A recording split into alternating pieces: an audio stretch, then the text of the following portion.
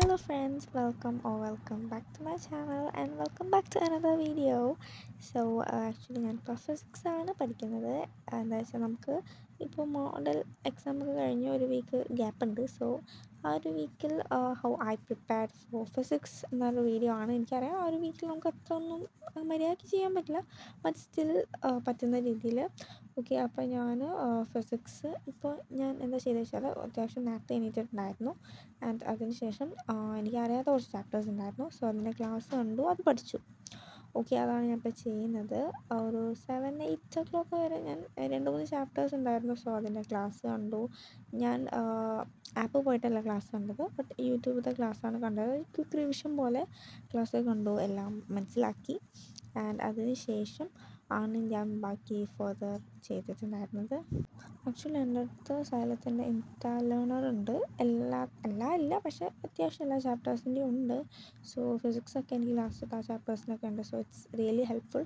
കാരണം വെറുതെ നോട്ട്സ് എഴുതി എനിക്ക് അതിൻ്റെ ആവശ്യമുള്ളതും എക്സ്ട്രാ ക്വസ്റ്റ്യൻസൊക്കെ ഇതിൽ തന്നെ ഉണ്ട്. ഇത് നോക്കി ജസ്റ്റ് പഠിച്ചാൽ മാത്രം മതിയായിരുന്നു. ആക്ച്വലി ആ ഒരു ഹോൾ വീക്ക് ഞാൻ 6 സബ്ജക്റ്റിനായിട്ട് ഡെഡിക്കേറ്റ് ചെയ്തിട്ടുണ്ടായിരുന്നു. അങ്ങനെയാണ്. മാത്സിന് 2 ദിവസമാണ് കൊടുത്തിട്ടുണ്ടായിരുന്നത്. ബാക്കിയുള്ള എല്ലാത്തിനും ഒരു ദിവസം വീതമാണ് ഞാൻ ചെയ്തിട്ടുണ്ടായിരുന്നത്.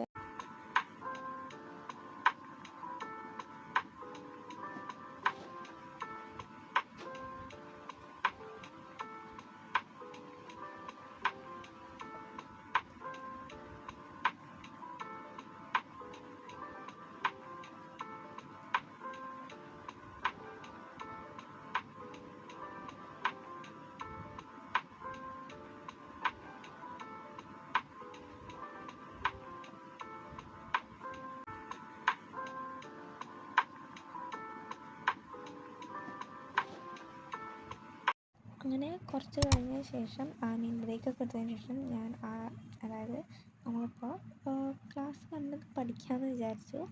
അപ്പോൾ ഞാൻ ടാബിലാണ് എഴുതി പഠിക്കുന്നുണ്ടായിരുന്നത്. ഐ തോട്ട് ഇറ്റ് വാസ് എന്താ പറയുക, അതാണ് കൺവീനിയൻ്റ് എന്ന് തോന്നി. ഞാനങ്ങനെ എഴുതി പഠിക്കുകയാണ്. ചിലവർക്ക് വായിച്ചാൽ നല്ലോണം പഠിക്കാൻ പറ്റും, പക്ഷെ ചിലവർക്ക് എഴുതി തന്നെ പഠിക്കണം. ഞാൻ ആ ഒരു കാറ്റഗറിയിലുള്ളതാണ്.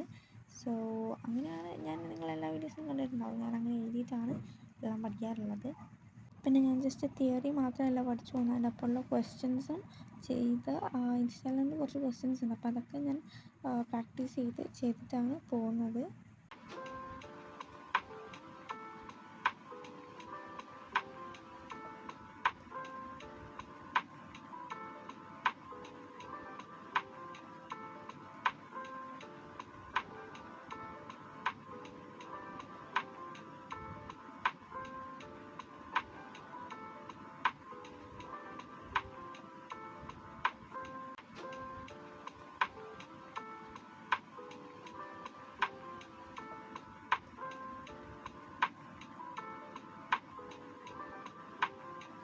അങ്ങനെ പഠിച്ചതിനൊക്കെ ശേഷം പിന്നെ അടുത്ത എന്താ വെച്ചാൽ നമുക്ക് ക്വസ്റ്റ്യൻസ് പ്രാക്ടീസ് ചെയ്യാനാണ്.